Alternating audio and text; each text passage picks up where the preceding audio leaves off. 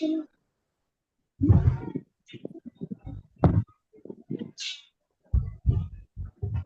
right. Let me say good night, everyone. Welcome to the Fatherhood Think Tank.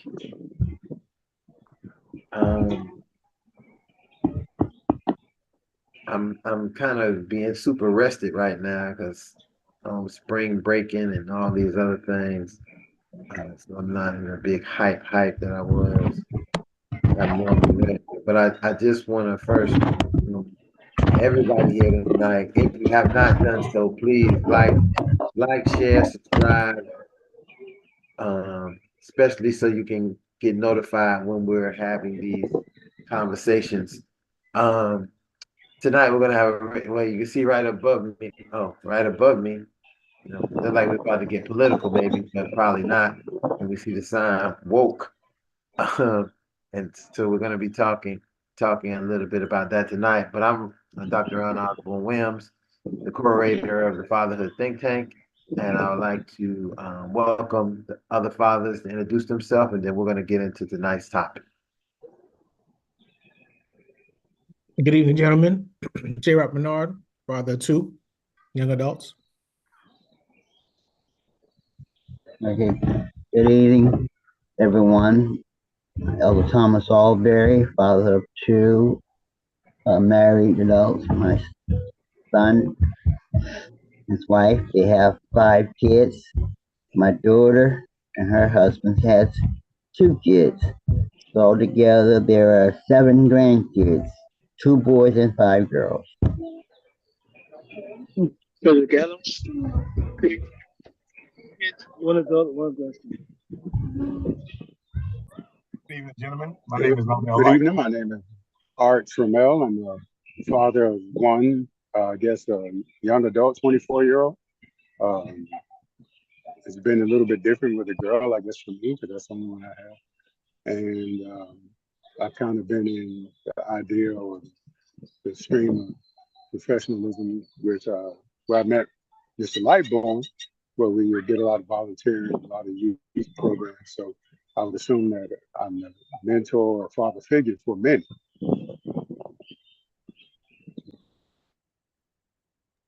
Good evening, gentlemen. My name is Lionel Lightborn. I'm a father to a tribe of 7 young adults, 3 young women, 4 young men, 1 grandson, and 1 granddaughter. So it's always a pleasure to be here.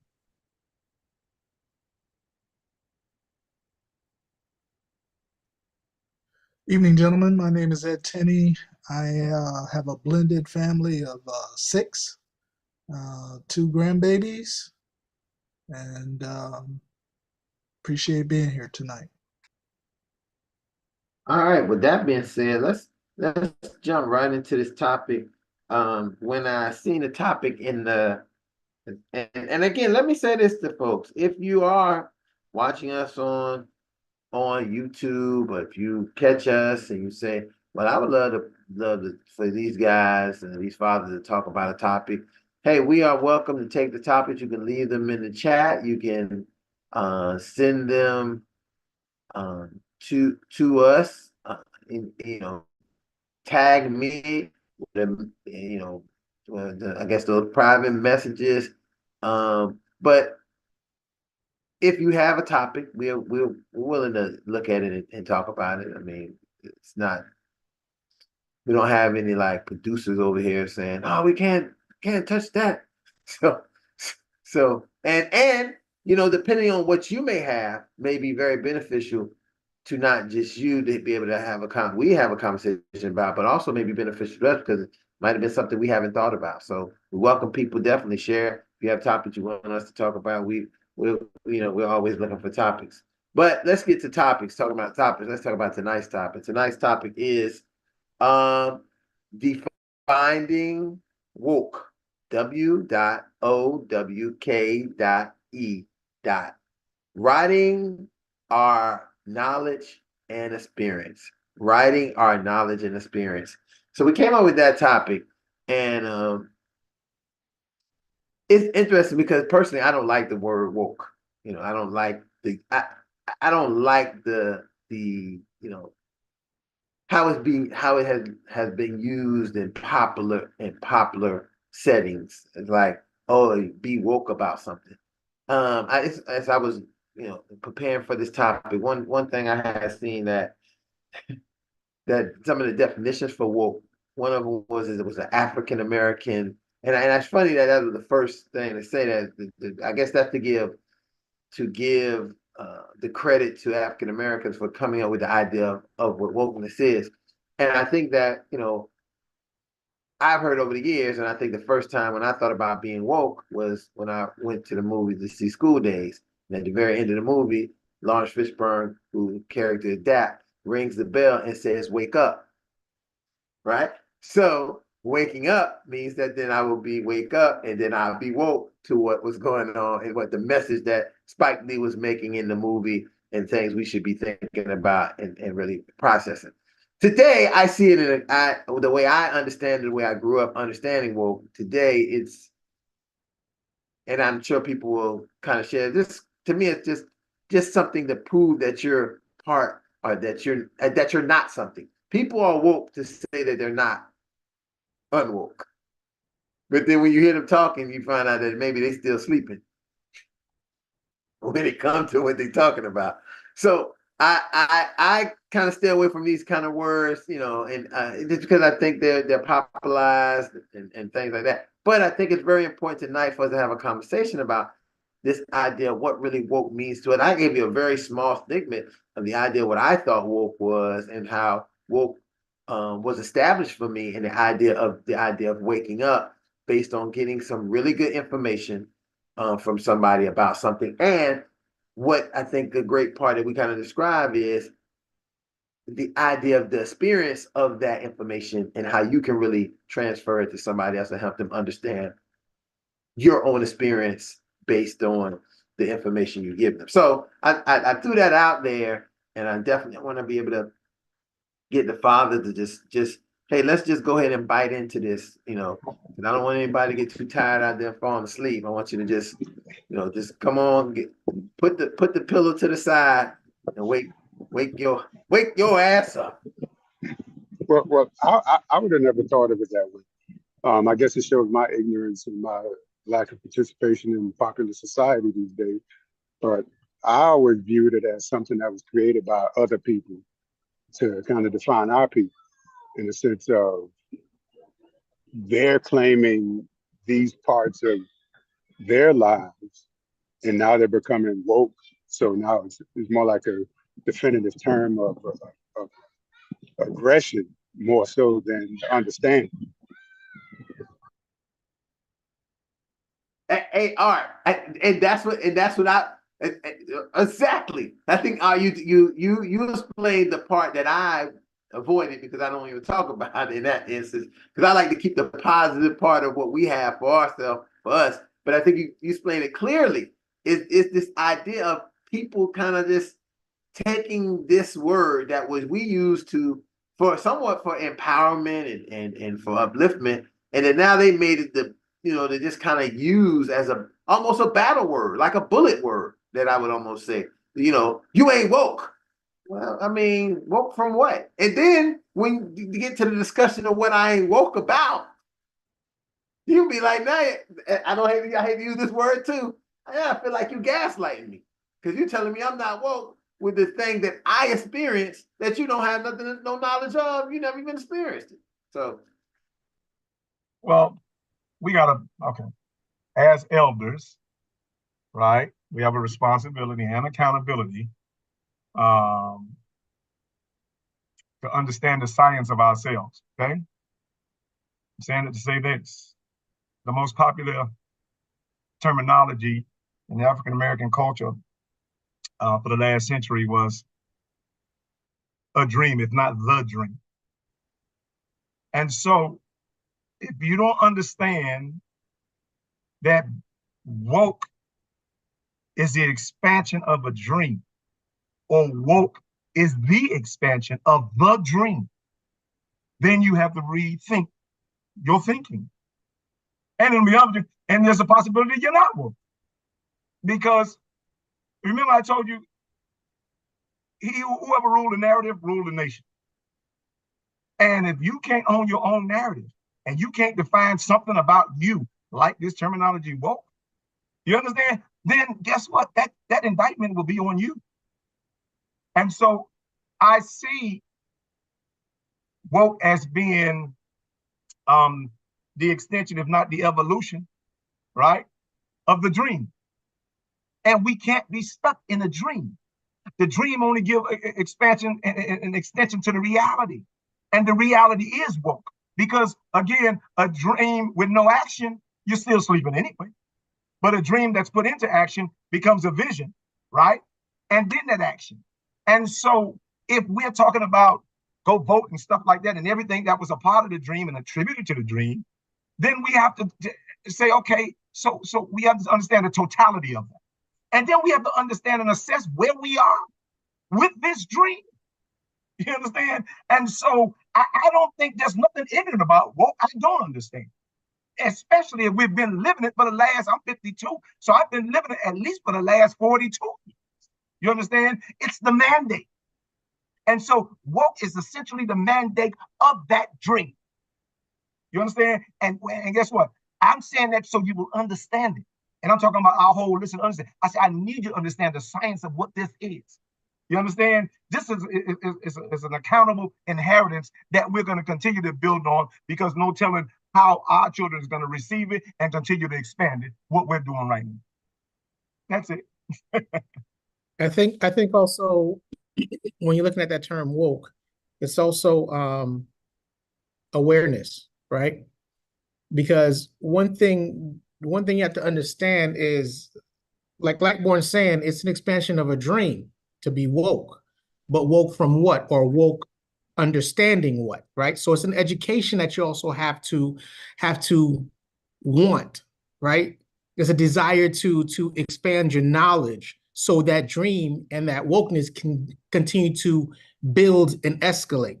So when you talk about being woke, it's not what they've taught you what it is now, that every single thing that you see is something woke.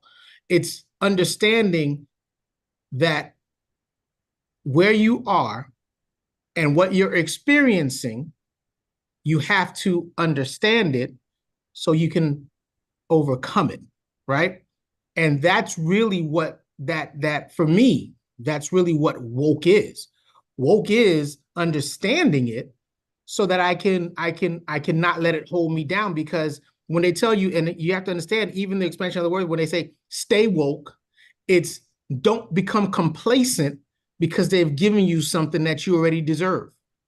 And a lot of times we become complacent because we think, oh, well, I pushed the needle and it moved less than an inch, but at least I got something. No, it's understand that this is due to you and you got to keep on pushing and you got to keep moving it forward. Stay aware, stay educated, understand the system so the system doesn't evolve without you, but the system evolves because of you. And there's a big difference in that when it comes for me.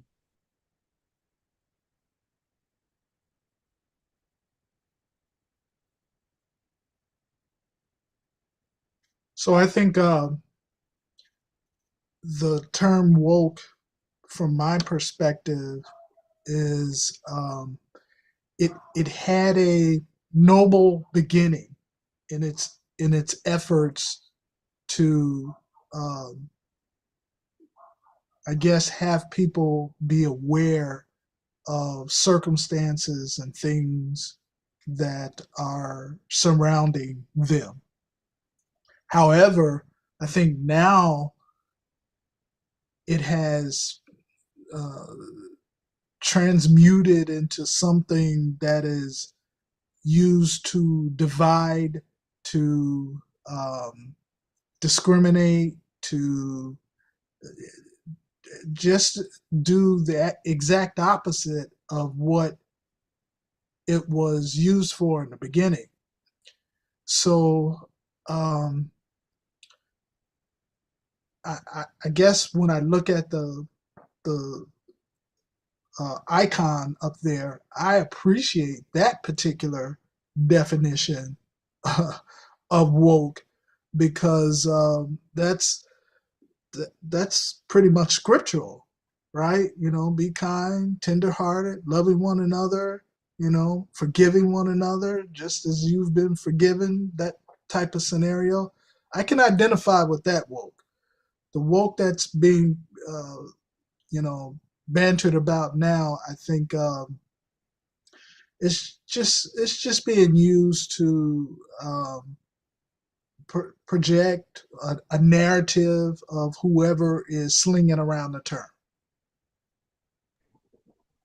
And I would have to agree. I think that's where kind of my understanding has built from is the popularity of it at this point. I mean, you have a lot of people trying to define what woke is and trying to participate in the activity of being woke.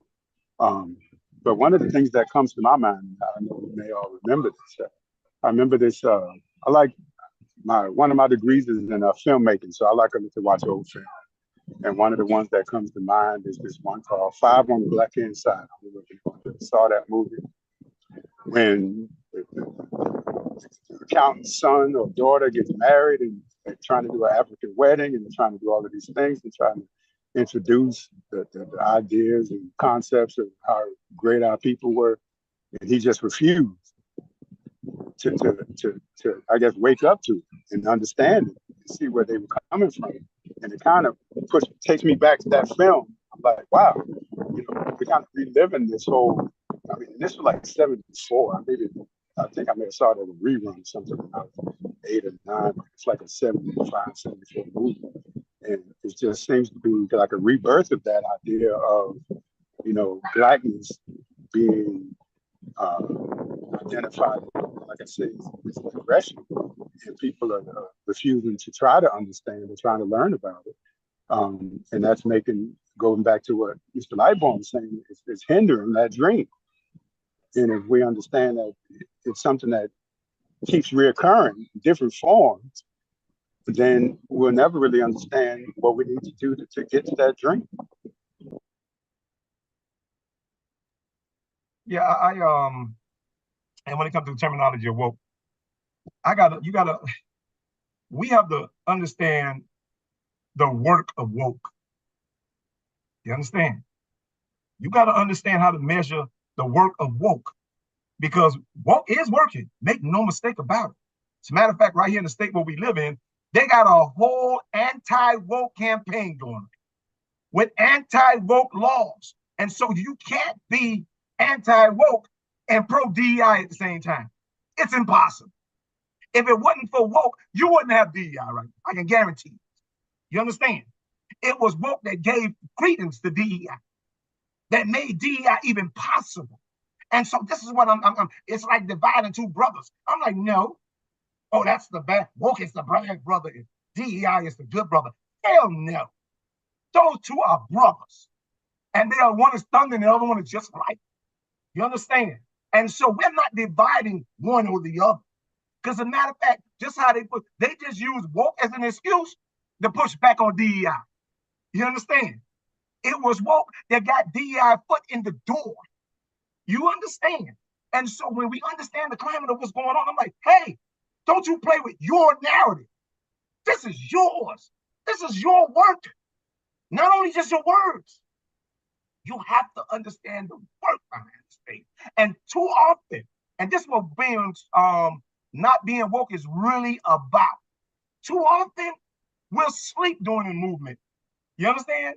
And then we wake up.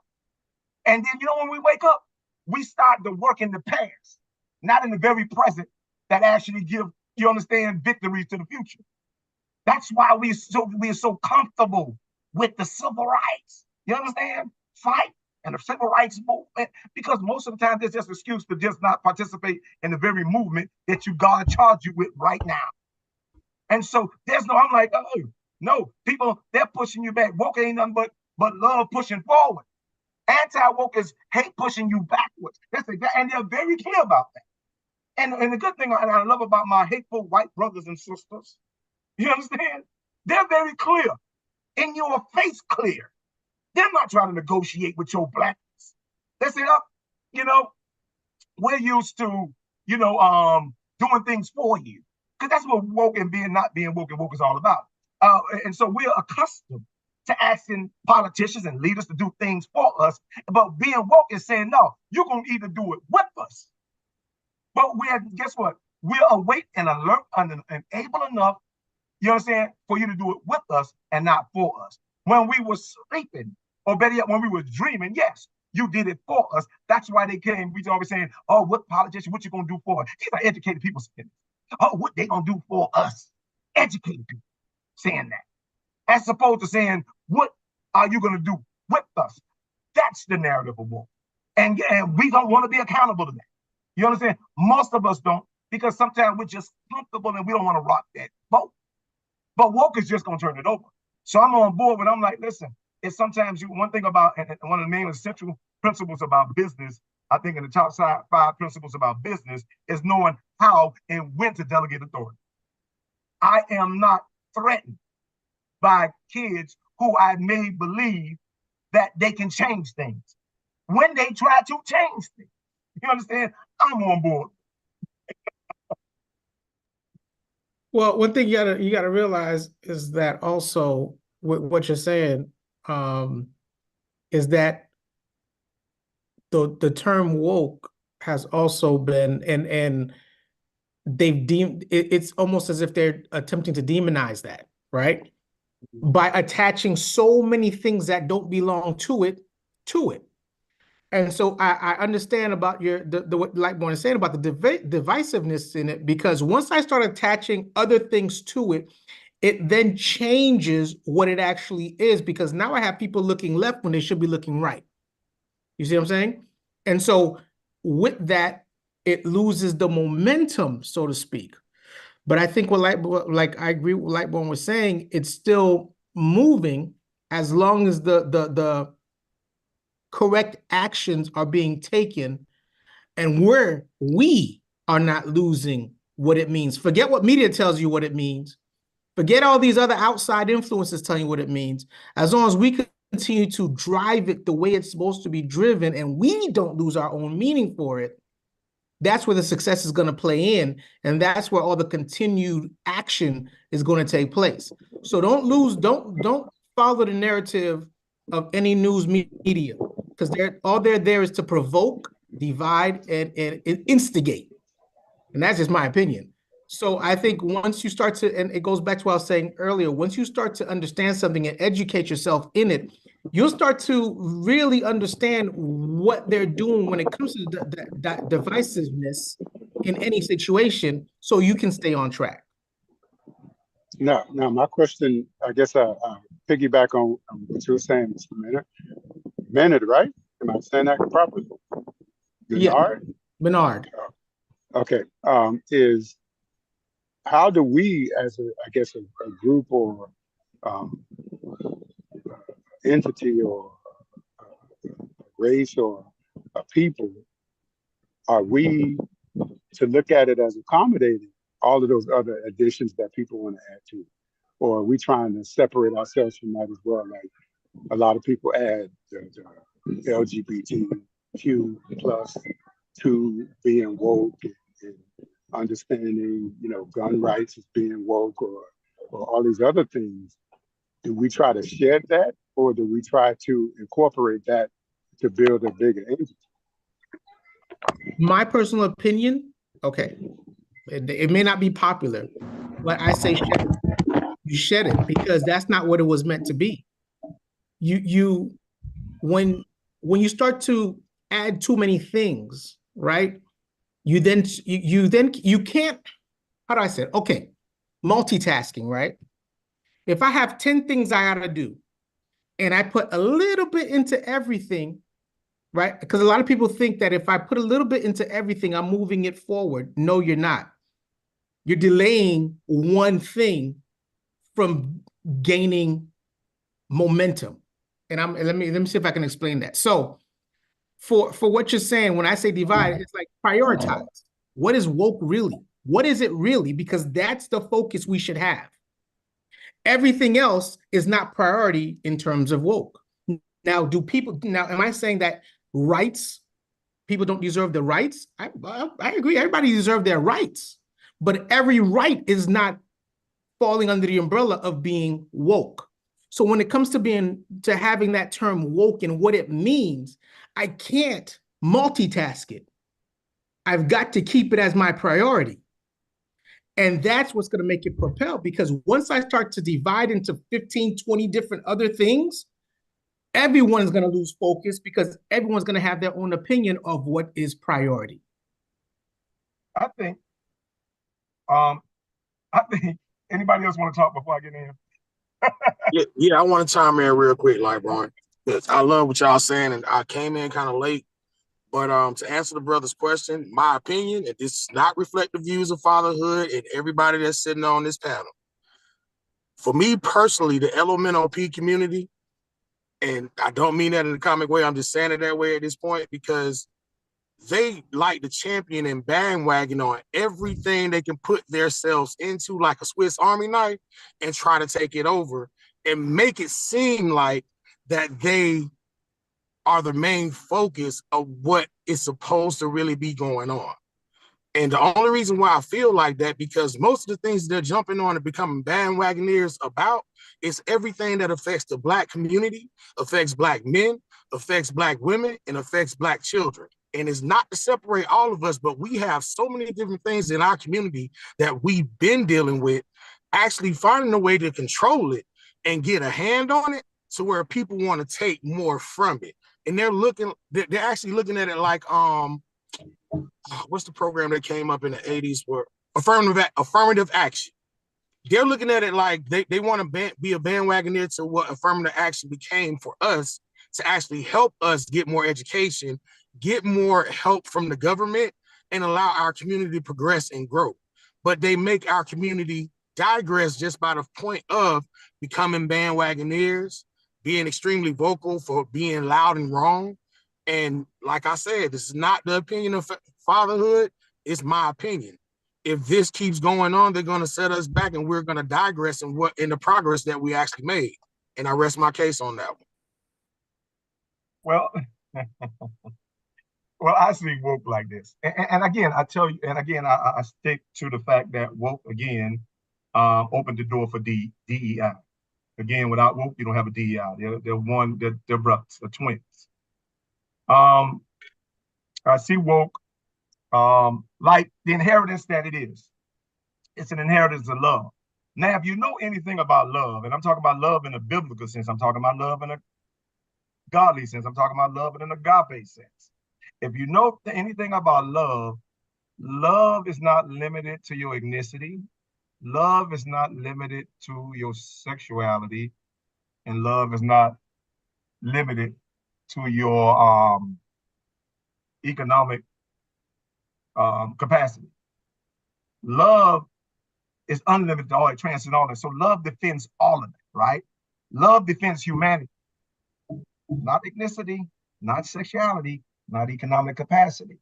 And so if love is going to be a defender, right? Like woke is, because again, one thing we have an inheritance, if nothing else as Black people in this country have, we have an inheritance of fighting with our love. Now, it's not a popular, pretty thing because it sounds too soft, even though it has been proven to, get progress and results, yet it's still always frowned upon, right? Who wants to fight with peace? And like fighting with peace is not popular. I mean, but it's very practical, because if you wasn't, and matter of fact, not only just practical, but it's very successful that you fought and you knew how to fight with peace. And so here it is, God equipped a particular group of people and gave them the weapon of peace. And with that particular weapon of peace, what it does, it doesn't segregate who is going to fight. It doesn't say I'm just going to fight for people who have ethnic injustices or sexual injustices or economic injustices. It says I'm going to fight for all injustice, and here's why. Because you got to understand the science of hate. Hate is it's a three-headed dragon, possibly a four, but let's just say I know it's a three-headed dragon. Every injustice, it's a combo dragon. And if we're going to still not learn how to fight with collective weapons against a collective enemy, because hate actually is a combo of racism, sexism, and classism all working together to protect each other. And what racism does is protect classism. And what classism does is protect, racism protects sexism, sexism protects classism. How can we prove that on a simple logic? Well, there's more women in the country than Black people. And there's more poor people in the country than women. You see how this monster works? So this monster of injustice and hate, it's very clever, very wise. And so it used the three injustices to actually feed off each other. And so now when we're going to try to say, okay, we're going to use our weapon to fight a three-headed injustice, but we're going to use only one of our weapons, you understand, use, or better yet, use a weapon that's designed to fight three injustices, to fight one, we already lost. I can tell you that straight up. Because guess what? If you defeat one, the other two can consume your enemy. And I think there's a scripture in the Bible that says a threefold cord is not easily broken. Well, it's the same thing. And so we have to be more conscious and more, and this is a better part of the word I'm looking for, more strategic, right? And how we use our weapons, be it love or justice. But it's going to have to cater to the totality of humanity and not just the ethnicity or the sexuality. And that's all I have to say. So no, I don't feel like I hear what you're saying, Lipo, but I don't feel like there's that division. I think that when you rally against something, right, it's going to be beneficial across the board. Why? Because when you look at DEI, like you're saying, it doesn't have to work. You're not sitting there saying, you know, the LGBT community can't benefit from that because they are minorities. They fall into all the different groups. You see what I'm saying? So it's not what my thing is what do you highlight as your focus? And that's what I mean. What am I highlighting as my focus? Am I highlighting the LGBTQ fight? Or am I highlighting the Black fight? Or am I highlighting all these other things? Because I don't want my focus to be scattered. And so when you have scattered focus, you're not putting enough effort into one thing. That's just my opinion again. So I think when I look at it, I feel like, yes, I agree with you. Everyone should ally together because after all, it's all about the love that's going to be obtained. And that's the way you push forward. But are we pushing forward fractured or are we pushing forward together? And that's where you get the strength and the power is when you're all pushing towards a common goal. So, I mean, that's how I see it. So I want to try and see if I can open the door just a little bit further. Brother OS kind of opened the door with his statement about how the LGBT community, and you can correct me if I'm wrong, OS, if I'm saying it right. It seems as though they have ridden the backs of the plight of the Black man in order to elevate their own cause. Okay, all right. So I think the woke scenario basically was, I couldn't tell you where it started or who started coining the phrase, but however it was invented or coined, the Black community has used that to further highlight the injustices that have been done to the Black community. I think what Brother OS is kind of alluding to is that when other minorities or other diverse entities piggyback off something that we're trying to advance in our culture, trying to rectify. It dilutes the work that we are trying to do. And because of that dilution, we get pushed aside. And for some reason, that community is very wealthy. They have the financial fortitude to be able to catapult their vision of how they need to see themselves. They have done this in such a small amount of time compared to the fight that we have been fighting since the days of slavery. So I kind of want to give credit to Brother OS for opening that door, because either we're afraid to talk about that, we don't want to talk about that, but oftentimes stuff that is our invention, our stuff gets appropriated, used by someone else, used more successfully than us, and we still get pushed back to the side and ignored, and then vilified for getting angry or emotional about where we are because we're not being placed where we think we should be placed. My Elder King, you're exactly right about what you said, and how you put the context together. I just didn't have the proper words. That is exactly what I was talking about. So thank you very much for clarifying. Yeah, you know, I'm going to say. Go ahead, Gene. Okay, I'm going to say I don't. In this situation, and I could be wrong, in this situation, I don't feel as if it was hijacked, in a sense, by that community.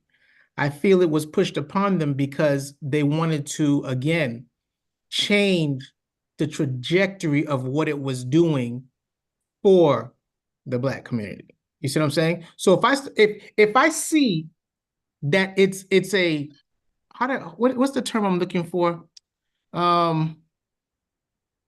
Not actually, it's not call to arms, but it's in a way, it's in, I'm trying not to go, it's a wokeness, but it's like a call to everyone to assemble. You see what I'm saying? So it's like you start using the term because it's an enlightenment that you see that a community is starting to get. And it's like, what?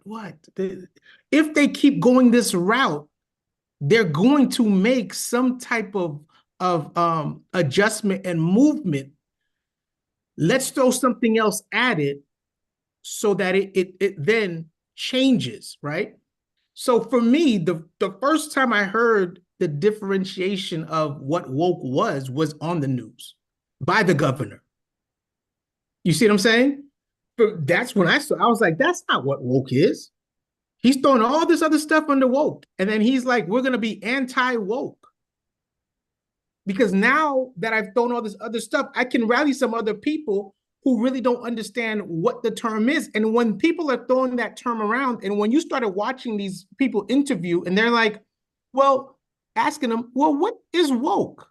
And the person that's throwing the term can't even explain what it is. Because now they've just gone into what they think or what they heard, and now it's become like this what do you call that? Fashionable word to use to describe things that it's not even. And so I think they've done, and this, in my opinion, I think government and media has done a good job in changing what it is that it was meant to be. And so I that's why I always say, you can't allow things to fracture, because it's about educating yourself and understanding that no matter what they try to make it out to be, it's once you get the foundation going, and once you understand what the foundation is, nothing's going to deter you. They could throw elephants at it. You know what I mean? Elephants are woke now. doesn't matter. As long as you continue to grind on what it's supposed to be, then you won't be deterred. Let me say this, because I think as we, and I definitely want to thank Don and for Eddie for, opening, pulling a little skin off the scab, because we don't want to do that, because we don't want to bleed, we don't want to, get messy. But I'm probably gonna go ahead and just, right. I'm probably about to mess the whole thing up, because I think that the woke culture that we see today is even more nefarious than we understand it to be. It is not just the hijacking of it, it is also a tool to then be able to come back and say, you are just as bad as you're trying to say I am. I've learned in America, one of the things that you find that the typical, no matter what they are, what race, the typical non-Black person hates to be considered a racist, right? If you want to get somebody, call them a racist, right? Who's non-Black person, they will, they will do everything to prove that they're not. And if you don't believe it, just think about after George Floyd and all the George Floyd things, how many people spent time trying to, and listen, after George Floyd, the United States of America started celebrating Juneteenth. Now, let me tell you how this is that example of wokeness that it is what I mean, being the nefarious kind of way that they are. And what I mean by nefarious, underhanded, dirty, blind ball-ish. Incident. Juneteenth is a idea of people getting duped, frauded, and unaware that they have been free, and someone never told them and informed them that they was free, and continue to make them work as slaves when the United States of America has said that shit no longer happened. Right? Well, one of the things that's as much as the people in Texas begin to celebrate it. It wasn't about a real celebration. It was the knowledge in the most slickest way we could to say, see how people treated us and see what they did to us? Even when we was already free, it wasn't until some soldiers showed up and said, what y'all doing? Y'all working. Y'all know slavery over? And then after George Floyd happened and everybody said, oh, we need to be, I guess we can use the DEI and we can use all of these things, or we're going to be politically correct. We're going, we're basically what I like to say, we're not racist. So we're going to put the Black person here. We're going to have the Black commercials. And then next thing you know, America say, we're celebrating Juneteenth, the whole America. And for many of us who have been cultured and been aware of our status and what has happened and studied what has happened to the Black American in America, that was a slap in the face. But the woke population said, we're woke. We're going to do something because we're woke but they didn't do it for us. They actually did it for themselves. So we sitting here spinning our wheels, and then they got us believing that they did it for us and we should be celebrating that they did. They gave us a holiday. No, what happens now is everybody get a holiday off. And you say, oh yes, and now the racists, the ones who don't mind being racist, of all not just white people, racists of all nationality, non-Blacks, and some of us who are racist against ourselves, and then we got some of them as well, are now are using the same holiday to appreciate and enjoy themselves a free day off of work. It's just so tricky. It's a trick. It's a lot of the wokeness is what I call trickery. In the Caribbean, they call it fuckery, trickery. It is playing you again like you only know how to play checkers while they continue to play chess. And one of the things that brought back a little bit of, I guess, information in regards to the separation and the joining and the piggybacking and all of those things that we talk about is when we look at our Hispanic brothers and sisters, our culture there. When we talk about the 50s, when a lot of the Hispanics migrated to the US, and then when it became an issue of race, it kind of separated us from them. So it became a Hispanic culture as opposed to uh, uh, uh, um, staying with the Black community, which kind of welcomed them. And they moved away from that and gained success without taking us with them or completely engulfing themselves in our cause as well. And to this day, I married a Dominican woman.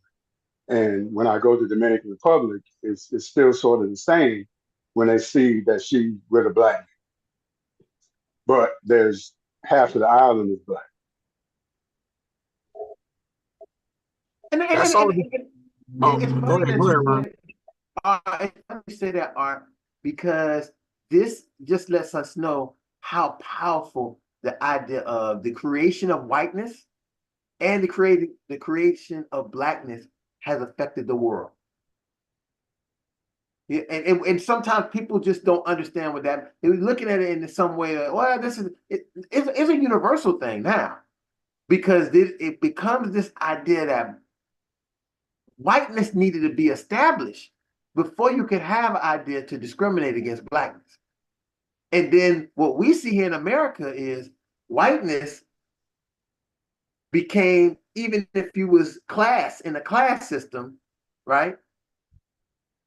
Now I'm going to use whiteness to help us sustain our soldiers to begin to continue to oppress, even though the Jonestown, as I would call them, or is that Johnsontown, all those people were all the Black. Is Jonestown the Blacks, the whites, all of them were all on the same level, living in the same swamps, trying to farm the same way until someone introduced to the whites who was on the same level with the Blacks trying to struggle and survive that, oh, you know what's different? You're white, so you can get out of that.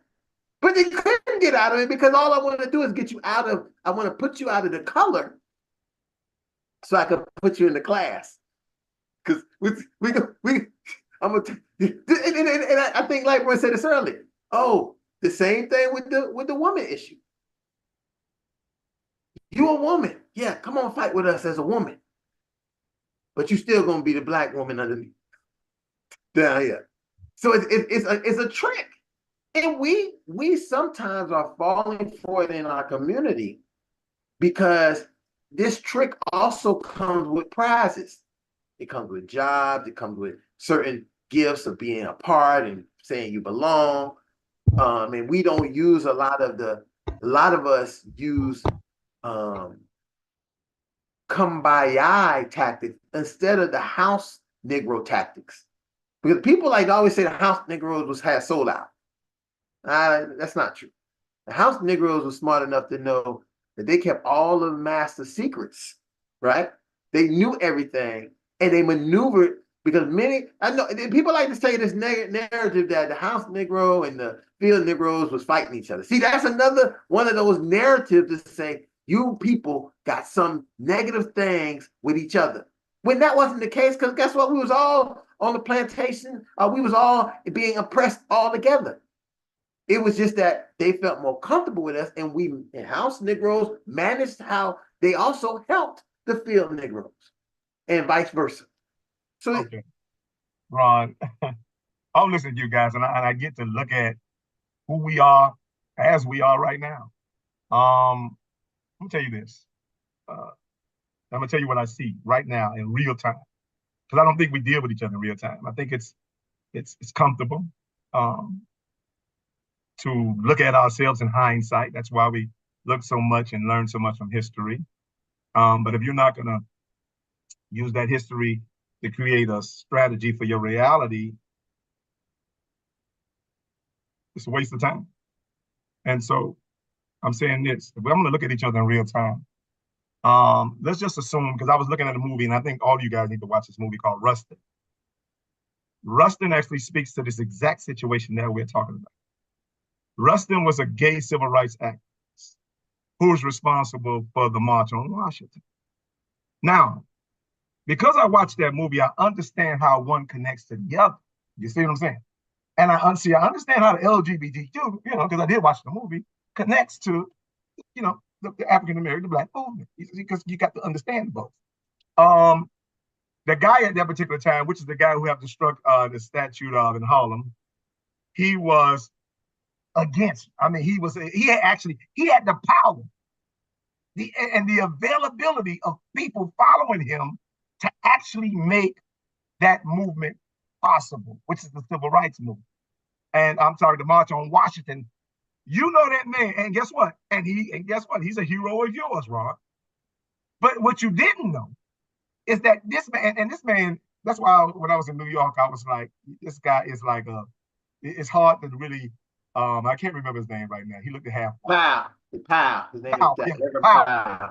So Powell, he has a very unique history, right? Because he's both a villain of the Black community and a hero at the same time. In a lot of people's stories, not just this guy's story. And so when I look at it, I'm like, okay, the whole purpose of Powell not wanting to give this guy the support to actually be successful in actually initiating the civil rights movement is simply because of his sexuality. You understand? Here's our problem. But Lightborn, but also Powell, but hold on. But it wasn't just, it also was, you forget, he was Reverend Powell, who was the reverend of the biggest church in Harlem. So some of it had to do with religious things that he had to profess as being, but it was not him. But I just want to, though he wasn't just a congressman, he was also let me something. He was the exact example of that guy, or them guys rather, who threw that lady at the foot of Jesus, talking about, oh, we caught her in the act of adultery. You understand? And actually admitting to their part. And when Jesus asked him, he said, okay, let ye without sin cast the first stone. It's the same thing. Our problem is simply this. And I'm talking about our problem as Black men now. Our problem is we don't know how to divorce ourselves from each other's personality and marry ourselves to each other's purpose, which explains the divorce. Until you understand how to marry yourself to another man's purpose and divorce yourself from his personality, you're right. We're not getting nowhere. Because until the purpose outweigh the personality, you're right. We're going to fail. We already failed. That purpose got to be created in the personality.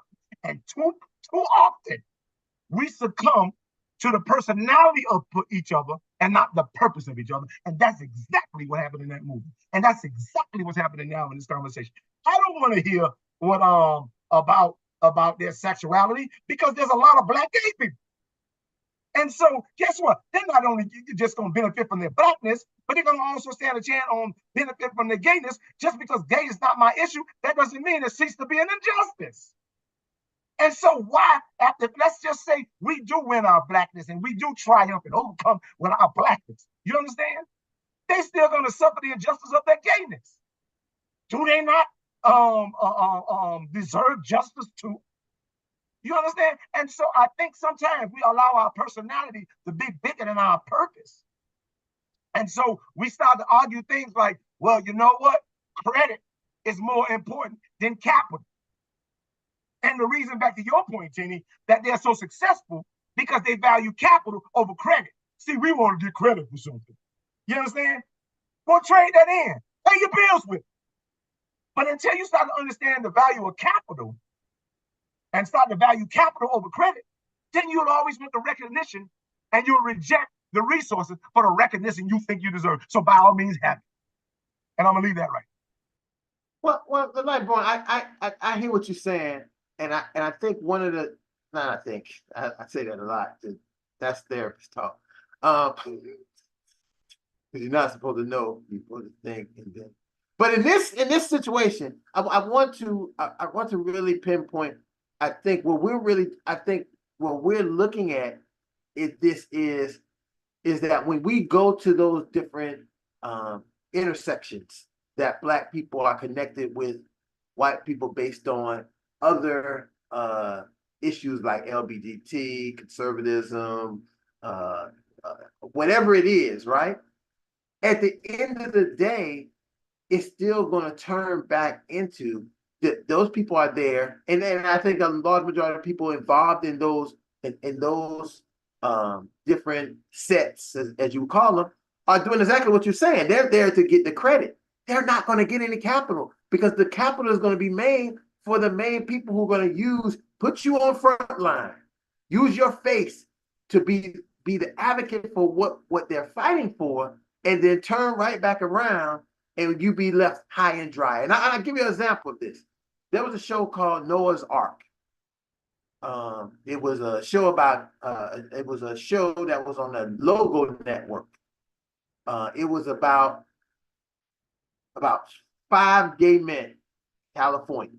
The main character was Noah, and they had 4 other characters who was his friends, and they was all in the culture, right? A guy named Ian Pope was the producer and the creator, director of this whole thing. And when they brought that show to this had to be back in 2007, 8, sometime around 7, 8, 9, somewhere in there. I've seen all the episodes, all of it, right? Because it was one of the only few shows that had all Black positive men, right? I just want to tell that all the men were positive men doing things. This is the most strangest dynamic of positive men who were doing things, building their community, building everything they were doing. Only thing that was exception is that they were all gay men, right? Now, for a lot of people, they was, I ain't watching that shit. Oh my God, they're kissing up. But I thought that for me, being that my first instance of whatever it is Blackness, that was a positive subject to watch, and at the same time, me being a heterosexual man empowered me to know that look at what is being seen here. Now, they took the Logo Network from the beginnings of nothing to shoot up. Noah's Ark was the main show. They brought Black people, they brought diversity, all the people to watch, because before they only had the white gay shows on Logo, and people didn't want to see no more stuff about maybe that. They got into 2 seasons. Ian Pope had at least 7 or 8 seasons in him. He could have took this far. And no season ever was there a negative ending. If you understand what I mean by that. Ain't nobody die, ain't nobody, AIDS was prevalent in the show. Nobody died of AIDS. Matter of fact, people had healthy relationships, having HIV and AIDS. All the stuff that could be negative, they showed you the positive, how it works in our community as Black people, how we come together. See, one other part about these guys is they always came together to fix the problems that their community had. Logo got the bright idea after the network was banging because of Noah Ark.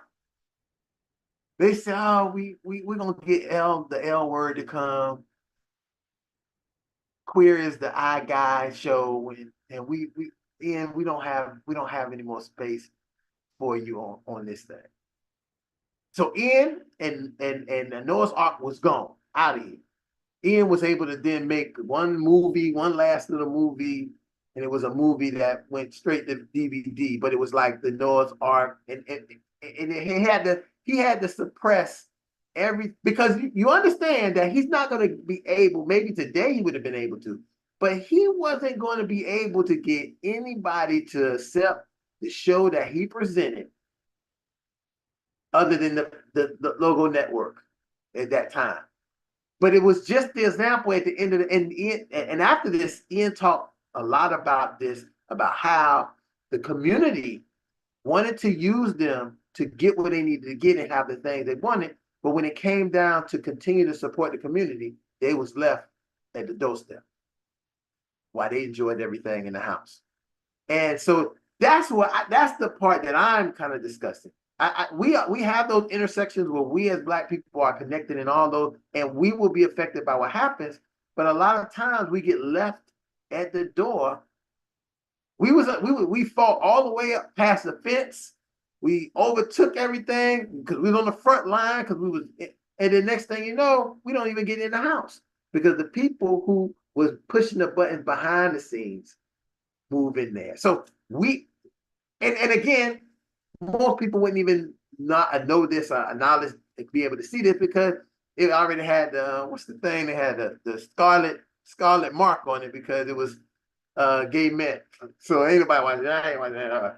And again, I had to listen. I had some men watching it who didn't expect to be watching because it was so positive. You don't know until they go and do the kissy scenes and be in the bed. Other than that, it's us talking on here. It's us having conversation on here. It's us talking about moving and doing things that's positive and a positive look for Black. And I think at that time I made it. I said, why is the only positive show showing men being positive, doing positive things, developing, is this gay show right here? That's crazy. We can't get no producer to give us a show like Malcolm and Eddie again. We can't get no Malcolm and Eddies no more. I mean, what happened? But I think it turns into the whole narrative. So I just want to throw that part out there that I think I fully agree with you that the people are interconnected. I think that it's just another continuation of getting duped, us lending our support. But I think you summed it up so clear. We join and we get the credit, but we end up not getting any of the, we don't get any of the capital. At the end, the people behind the scenes have all the capital. Brother Lionel. It goes back to what I was saying earlier with that, because I think like Born said, that's why it has to be like a focused effort, because of that simple fact of we get the credit but not the capital. And I think when it becomes fractured like that, we allow other people to get the capital while we just get the credit. So it has to be unified. And like Born also said something I was saying too, when I was saying that the benefit, once you unify and you guys are more focused, everyone's going to benefit off of it, because there's that LGBTQ in all the communities. It's not relegated to a race. It's relegated to the people as a whole. You see what I'm saying? And so, yeah, I agree with what Lightborn was saying. I think, but he summed it up when he said with the capital and the credit. And I think that is the biggest thing that we have to change, is we have to start getting the capital and just give everybody else the credit. I think one thing, and I was talking to someone the other day, and I said, they were asking me, what is one issue that I felt hinders the Black community? And I said, they want the credit. Sometimes you have to be willing to move in silence, because when you move in silence, you build. And when you build, after people find out about what you built, it's too late to break it down. But you got to start to move in silence, which means let everybody else take the credit while you take that capital and move forward. I can get with that. I can get with the relinquishing of the credit and acknowledging the capital. But I have to disagree with you, Brother Lionel. I don't often disagree with you. I'm usually on point with what you normally say. When you was talking about being unified in purpose, and forgive me, I think the purpose between at least those two groups are not the same. the purpose is not the same. So it would be difficult for me to wrap around to acknowledge a unified purpose when in my spirit the purpose is not the same. Now I agree with you in that the principles of injustice, the principles of prejudice, the principles, all of that needs to be across the board without color, creed, sexuality, and all that other kind of stuff. But I just disagree that the purpose that we defeated ourselves by not unifying in purpose. I just can't get with that. You know, wait, before that, I know you're going to chime in, but I want to say something to that real fast.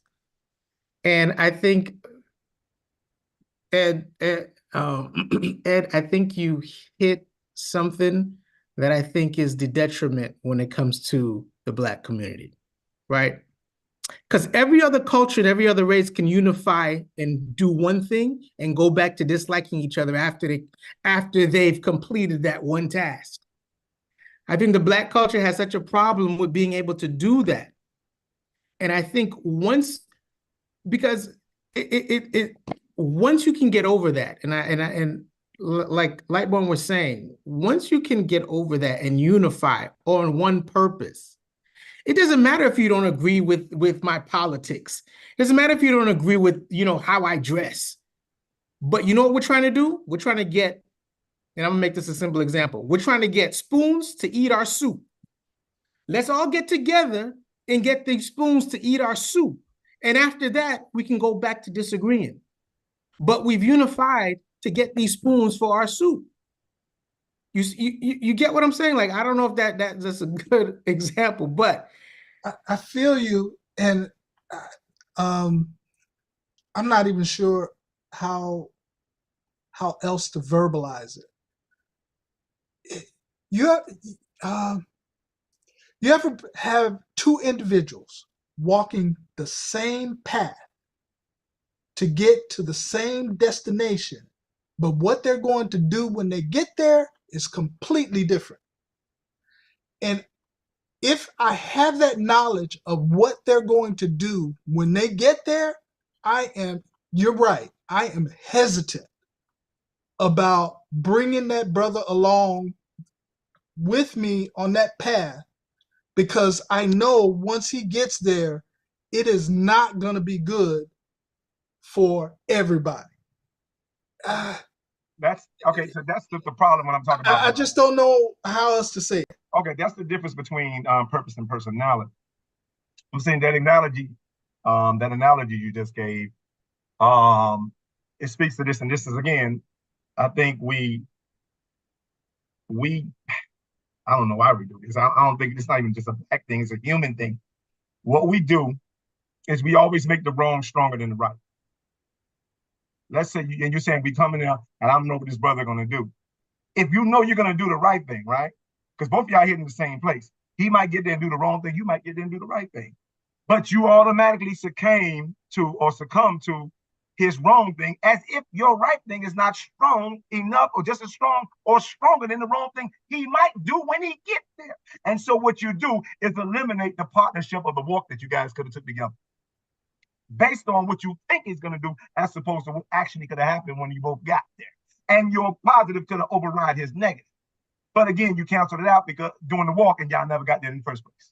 And so that's the difference between purpose and personality. Personality cancels out the purpose. It always do. And so now you want to understand what's the value of the purpose and the personality. The purpose is actually humanity. That's it. That's all you obligated to. That's all God is going to judge you on. Was you humane? Did you show love? Did you treat that person as if you wanted to be treated? Oftentimes, we just, and I say this happened a lot with adults and children, we often want to raise the kids we were.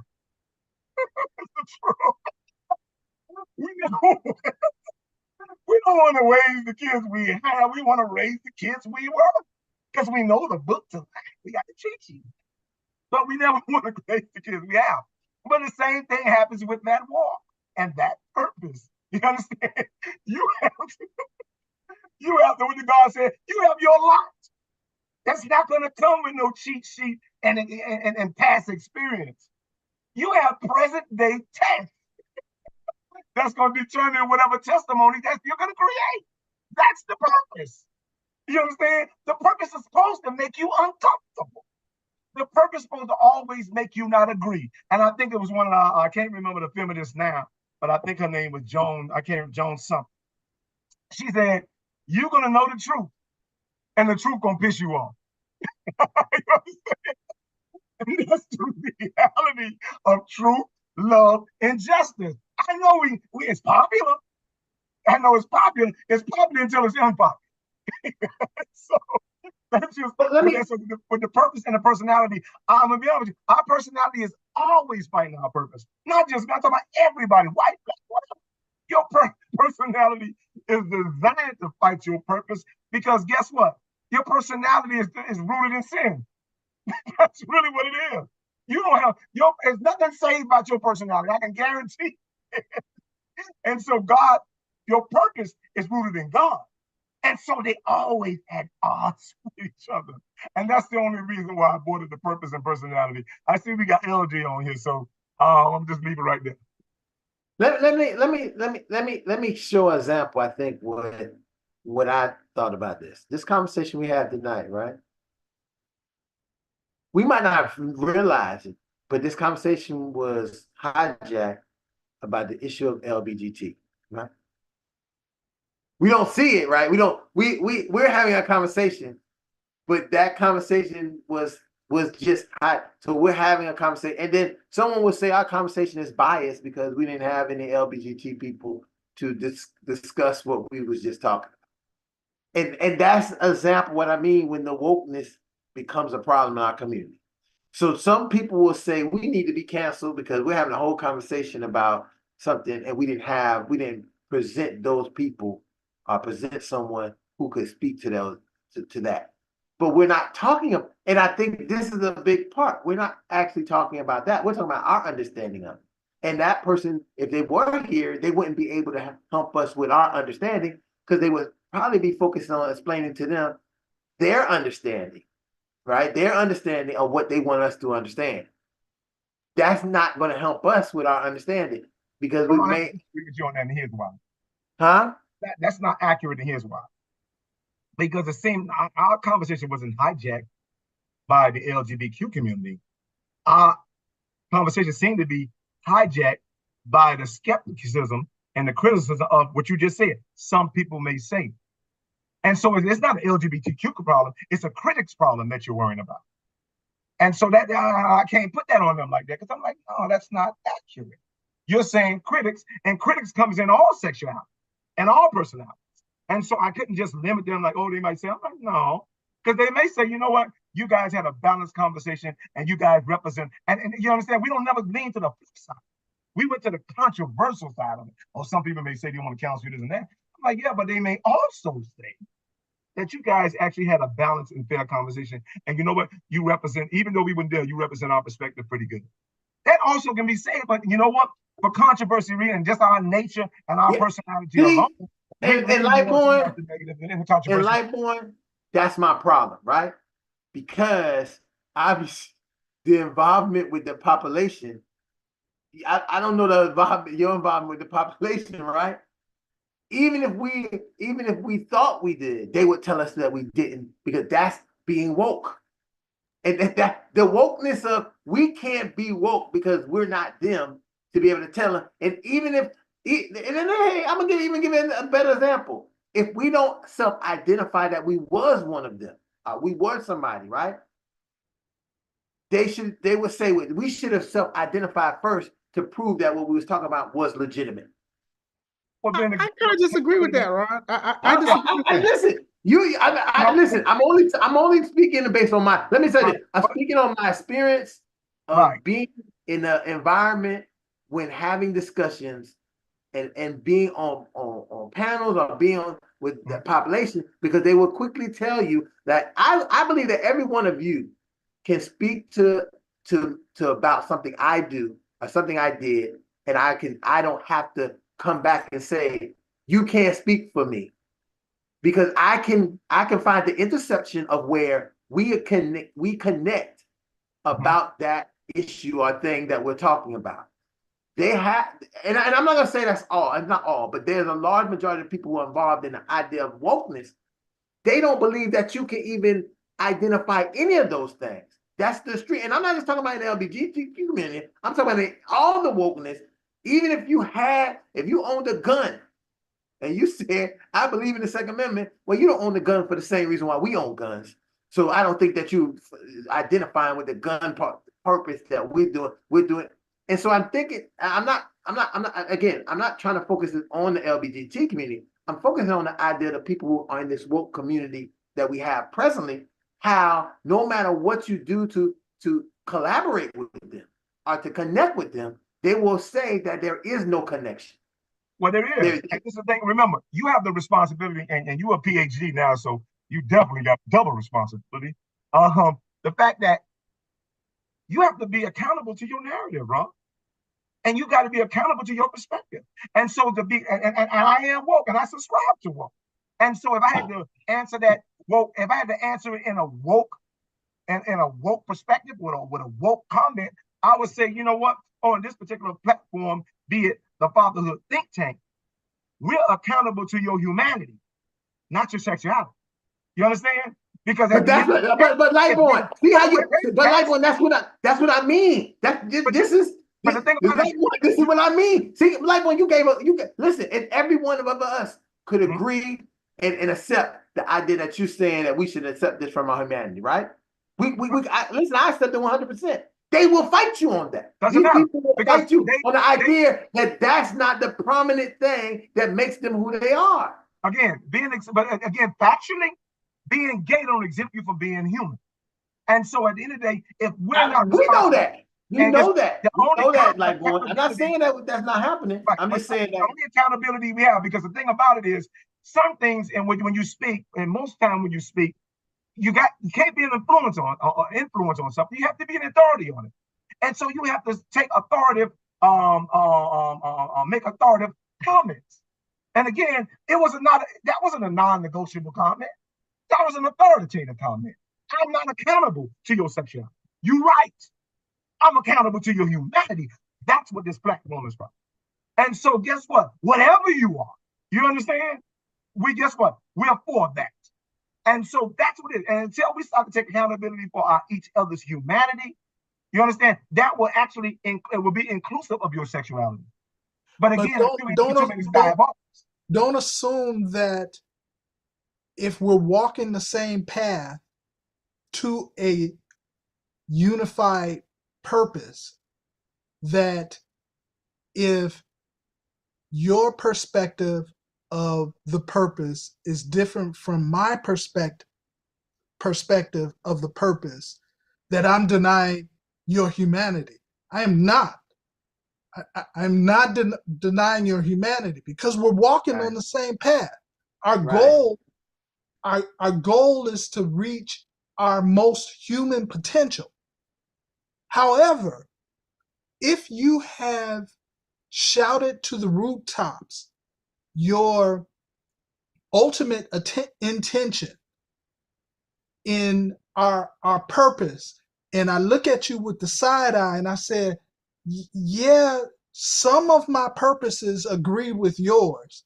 However, there are aspects of your purpose that do not agree with mine. I'm concerned about that, and I will make that known. That's all I'm saying. I'm not going to deny the individual's humanity for the sake of the purpose. However, I will not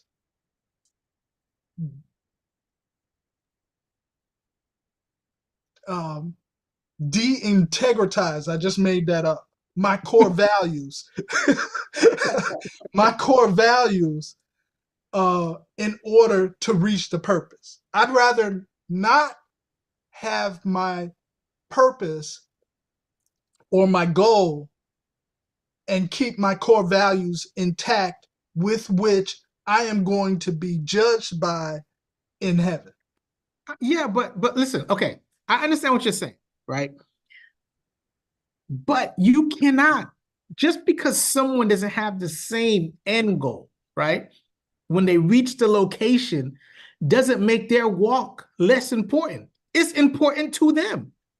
And so for instance, we both have $10. You're walking to the store, I'm gonna drive to the store. Do we have to buy the same product?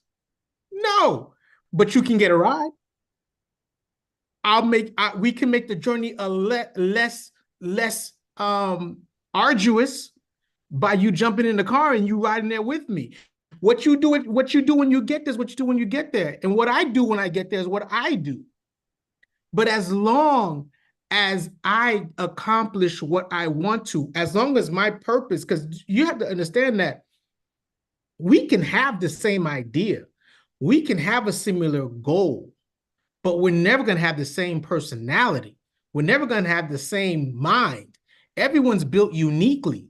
So if we go around thinking that we can't drive on, we can't go to the same direction, then you might as well, and I'm gonna make this a political statement, you might as well stop voting. Because when you vote putting someone in there without knowing what they're gonna do at the end. You hope they're gonna do what you want, but when they get there and they don't, you don't stay, I'm not gonna vote next election. You go back and vote again for another person you hope is gonna do the same thing that you want them to do.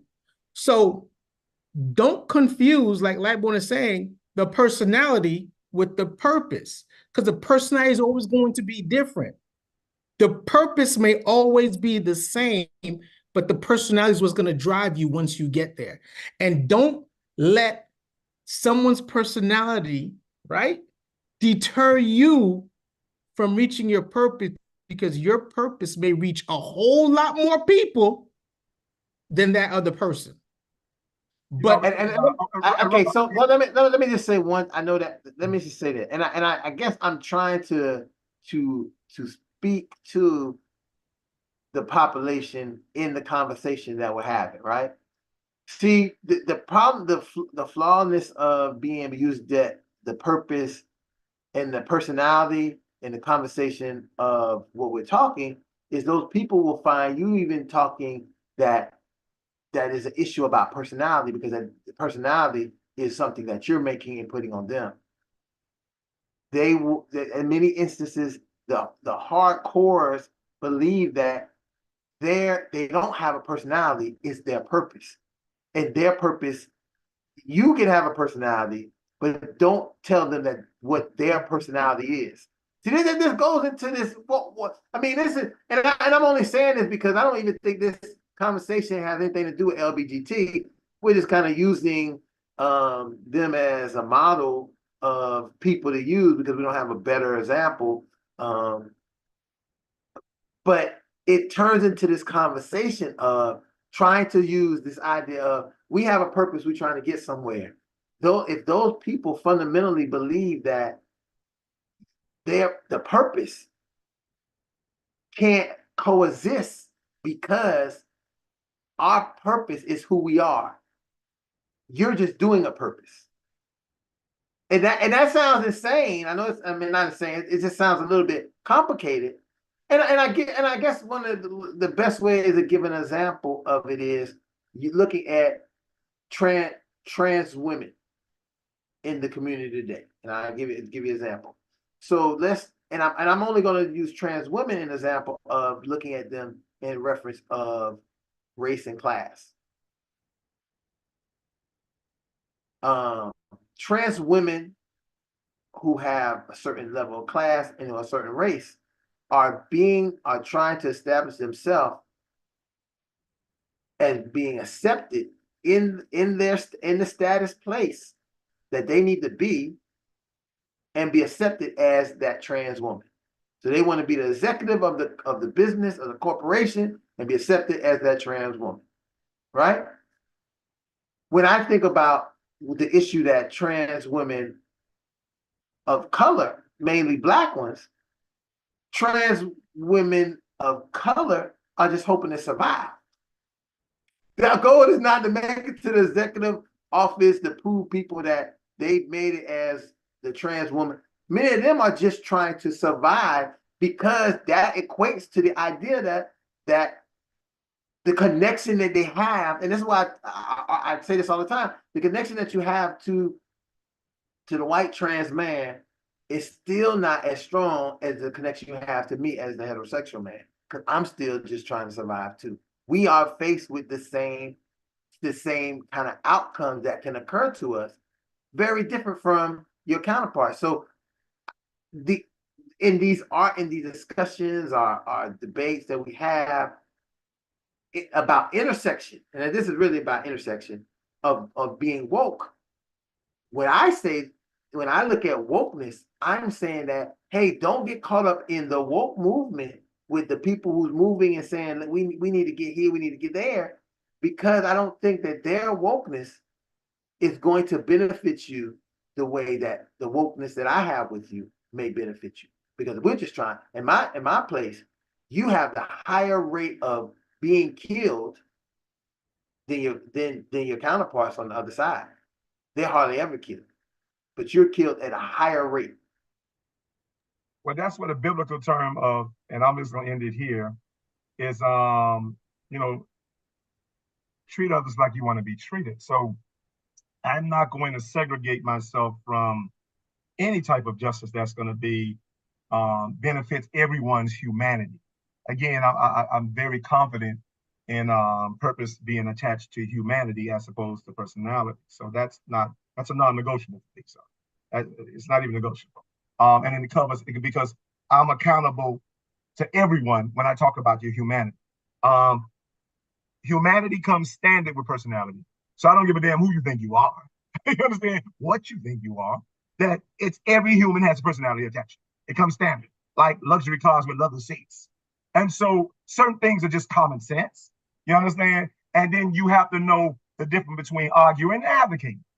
Every time I open my mind, I hope I'm advocating because I don't really believe in arguing and wasting my time arguing. And so then you have to know, then that's when the wisdom have to kick in.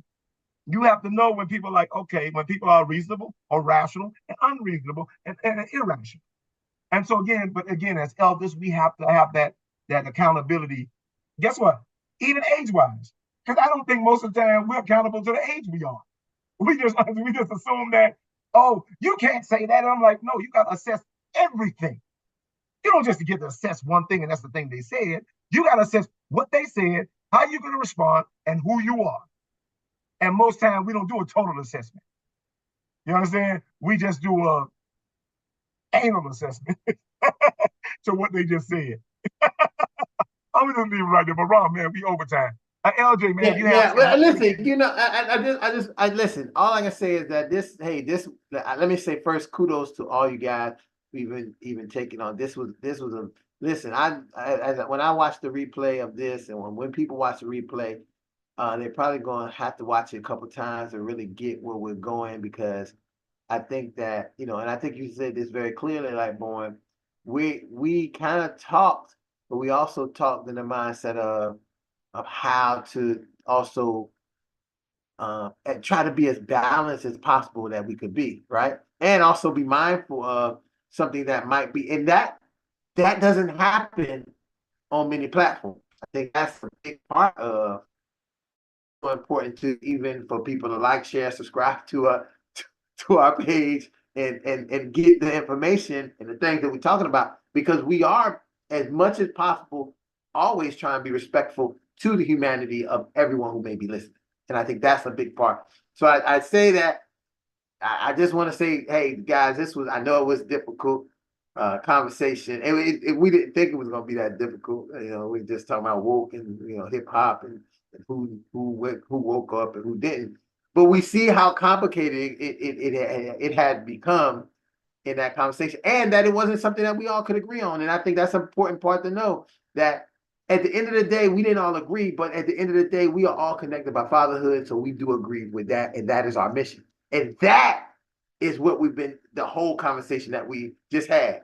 Our purpose at the end was fatherhood, no matter what our personality was, what our opinions, our feelings, our mindsets were.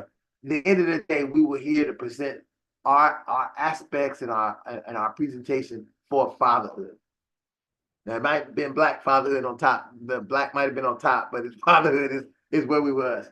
Thank you, everybody. Please like, share, subscribe. We're trying to get, again, before we get to 100 episodes, we want to try to get as close as possible to like 1,500, 2,000, 1,000 subscribers. So we're going to be pushing hard.